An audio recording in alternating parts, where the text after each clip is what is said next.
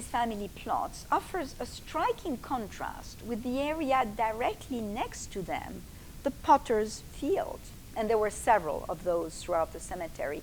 That was the area that hosted the bodies of those whose family could not afford to buy a gravesite.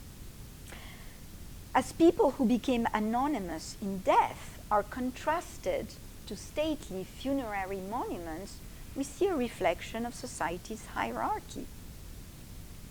In cemeteries, we find art that is worthy of study. Early American tombstones are, according to Brian Allen, and I'm quoting him again, the earliest example of American art, along with other practical works of furniture and silver, unquote. In them, we can observe artistic trends. Conveniently, I love to date things, and so this is great because they're dated. So you see the style, and you see when that style was in fashion. About Mount Auburn, Allen notes that, quote, it is an index of phases of neoclassicism, these are examples from Mount Auburn, punctuated by Gothic revival, and here and there, Victorian whimsy and pathos. It's an outdoor museum of the highest quality, unquote. Just like architecture and sculpture, funerary monuments follow the architectural and decorative trends of the day, including, as I already mentioned, in addition to those trends mentioned by my friend Brian, Egyptian revival for Mount Auburn's gateway, which was completed in 1842 and is the first Egyptian revival structure in America. I should note that we learn not only about the art itself, but also trends in the lettering we see in the inscriptions. And frankly, those early inscriptions are kind of funny. I mean, they have so many different fonts, right? They use italics, sometimes they're leaning in the opposite direction. And then you get into this really strange Victorian practice of putting periods after everything. Everything. You have that even, you know, when you look at names of stores, period. Nobody does that anymore, but they sure did it. A visit to Pine Grove might tempt you in. We also learn about first names. This is what I kind of became aware when I was walking through Pine Grove the other day. So yeah, just walk through Pine Grove, and it might tempt you into bringing back some names. Like Abner, Hattie, Ivory, Lovina, Solon, Varilla, or even my favorite, Zebulon. Cemeteries are a reflection of society and of its values. They bear witness to attitudes towards death and the meaning death assumes in a very specific place and time is itself a prism through which we can understand society. See, for instance, the 16th century painting of the 7 Works of Mercy. Burying the dead is one of them. In the order they appear here in this altarpiece, we have to feed the hungry, give water to the thirsty, clothe the naked, bury the visit the sick, and visit the imprisoned.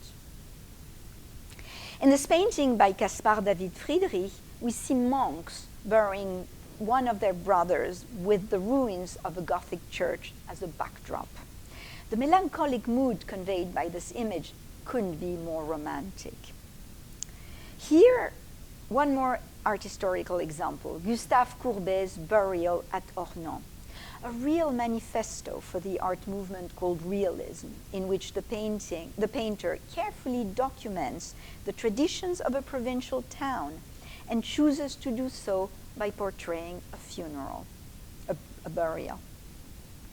Although the location, with the distinctive relief that forms the scene's backdrop, is very specific of this particular region in eastern France, it's what we call Le Jura, so on the French side of the Jura Mountains, with a very chalky relief at the top, right? You can see that kind of cliff.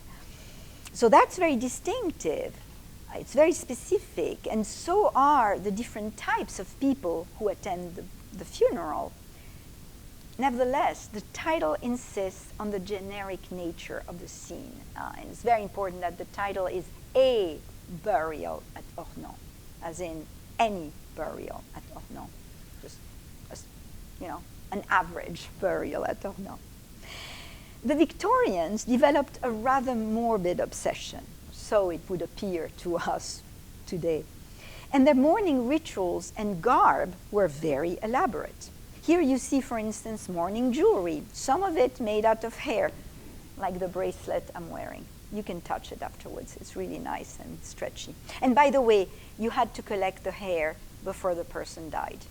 Apparently, if you do it after the person, you can't really work it. So maybe it's a little less disgusting. I do love that stuff. People wouldn't shy from owning and displaying death masks, and even after the advent of photography, would take pictures, I hope you're ready for this, of dead babies. But notice that they would pose as if they seemed still alive. Anyway, Queen Victoria was a trendsetter. She mourned Prince Albert from his death in 1861 until her own death in 1901, 40 years later. You want to hear something really weird? She slept with a cast of Albert's arm. That is so creepy. I know. I don't want to know what she did with that arm. In Victorian times, there was also a distinct desire to communicate with the dead, as illustrated by the popularity of seances, and also, of course it's only fake, ghost photography. This might seem indeed quite morbid, but we're shifting gears. At the same time, a cemetery like Mount Auburn was born from a desire to present death in a different light, shifting from a reminder of its inevitability, as encapsulated by the formula memento mori, to a more uplifting message, not unlike that of paintings from the Hudson River School, as can be seen in the last picture of Thomas Cole's Voyage of Life, of which Youth, that was copied by Lydia Hayden, is the second. So you can see the last one is, the angel is kind of guiding the very old man to heaven. The stream is very quiet. Sky opens up, light. It's all very uplifting, It's not morbid, right? No, that's the idea.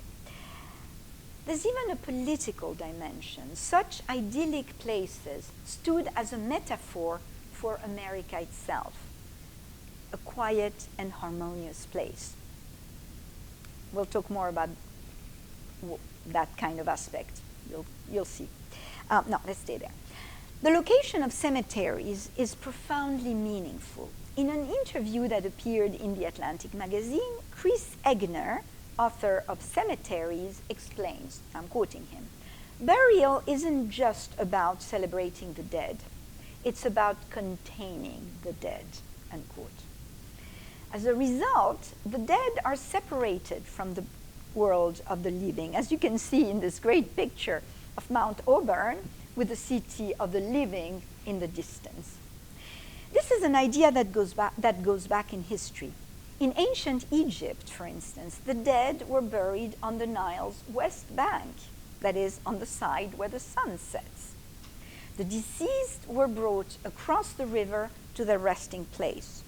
Those who performed the last rites accompanied the dead, but eventually returned to the world of the living, to the east bank, where the sun rises. Sailing as a means of transitioning to the afterlife recurs in many cultures. You can think of the figure of Charon, who in Greek mythology would ferry souls to the underworld. Throughout history, the necropolis, the city of the dead, forms a counterpart to the city of the living, to which it resembles in a striking manner, with dwelling and streets, as is the case for this Etruscan cemetery. And so back to that idea of the cemetery, a cemetery like Pine Grove as a metaphor for young America. It's a very harmonious, ideal place. It's a perfect city where the people who live there happen to be dead, but nevertheless, it's an ideal city. To me, Montmartre feels like a crowded and bustling city. And it even has avenues that are indicated by street signs. But guess what? Same thing at Pine Grove. Avenues with street signs. Egener notes that, quote, one of the great features, he says, of 19th and 20th century cemeteries is the entrance gate. Such entrances mark this is me talking, it's not him. Such entrances mark the transition between the world of the living and of the dead. You need that transition. But these two worlds were not so neatly separated. It is important to keep in mind that those great rural or garden cemeteries were built at a time when there was no public park or botanical gardens in American cities. Surprisingly for us, these new cemeteries were used for relaxing, for promenading, socializing, picnicking, racing carriages, and even hunting, which in a way you could still do at Mount Auburn. I mean, this is one visit I caught twice, 2 different turkeys. Ultimately, graves are the last opportunity for an individual to express their personality. Online, there are countless companies that invite you to design your own headstone. Whether you like the result or not, that's another story. All you need is to choose the size and material, upload photos and text to be laser engraved, and voila. Self-designed or not, this is my, come on. Oh, wasn't there when, oh yeah, there we go, yes, design your own. Okay, this is my favorite grave. Self-designed or not, I'll tell you what it is, or not, tombs convey information about the deceased. This is one of the most remarkable contemporary graves that I know, that of the ballet dancer Rudolf Nureyev. It was designed by Ezio Frigerio, a set designer with whom Nureyev often worked, and represents in shimmering and colorful glass mosaics, in trompe-l'œil, the kind of oriental rugs that Nureyev collected, as if it were draped over a casket. Is that amazing, or is that amazing? It makes perfect sense to have an obelisk for the tomb of Jean-François Champollion, the father of Egyptology, who was responsible for deciphering hieroglyphs. Not only did Champollion study inscriptions on obelisks, but he was involved in the gift to France by the ruler of Egypt of one of the obelisks from Luxor. Unfortunately, poor Champollion died before the obelisk was installed in 1836 in the Place de la Concorde in Paris.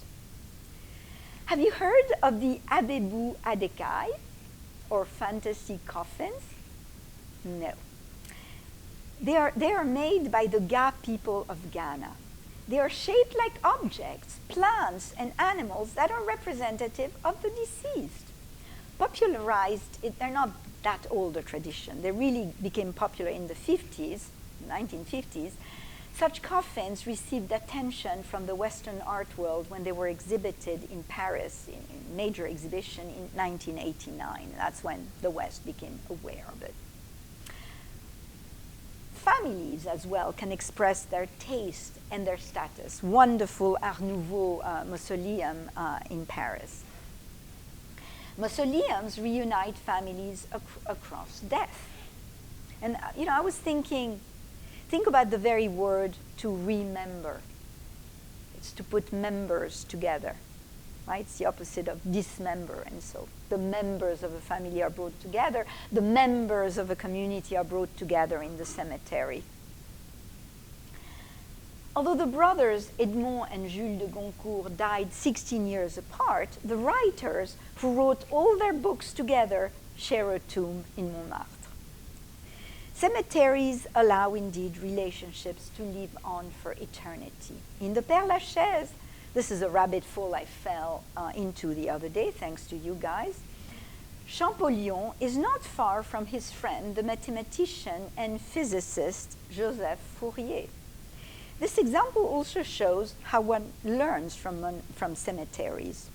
When I visited the Père Lachaise in 2010, I happened to photograph Champollion. I was like, oh my God, Champollion, an obelisk, perfect, I'm taking a picture. And because I love Egyptian revival, I also took a picture of that tomb, confusing that Fourier with another Fourier, an exact contemporary. So I confused Joseph Fourier with the utopian thinker and philosopher Charles Fourier. And they're really exact contemporaries, as you can see from the dates.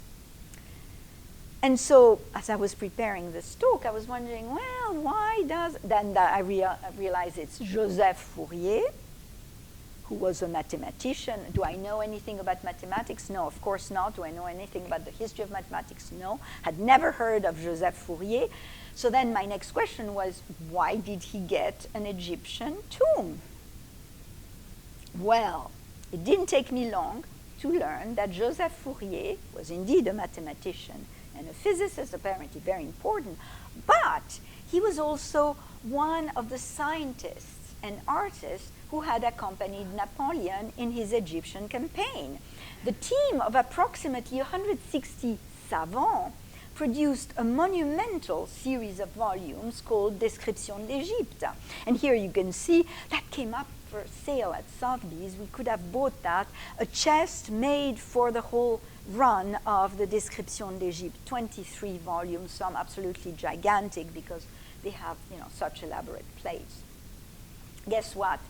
Joseph Fourier went to Egypt with Napoleon and others, and Vivant Denon, for instance, one of the, anyway, he's commemorated by one of the wings in the Louvre, but Fourier wrote the introduction to the Description d'Égypte. Gets better, though, gets better, because Fourier was friends with Champollion's older brother and happened to share with a youngster, at the time he was only 11 years old, who was already showing an interest for ancient languages, his notes about the inscriptions on the Rosetta Stone. The rest is history, since this is what allowed Champollion to crack hieroglyphs, because as you know, it contains the same inscription in 3 languages: ancient Greek, hieroglyphs, and a cursive ancient Greek script called Demotic. So these two tombs, well, these are Champollion's own notes, where you see, demotic and hieroglyphs juxtaposed. So these two tombs reveal, as it were, a momentous episode in the history of human knowledge, and they're very near one to the other in the cemetery. Indeed, cemeteries bear witness to history. They hold our memories, both personal and communal. As Elie Wiesel declared, without memory, there is no culture. Without memory, there would be no civilization, no society, no future. We can be grateful to the Historical Society for caring about important landmarks such as Pine Grove. Thank you.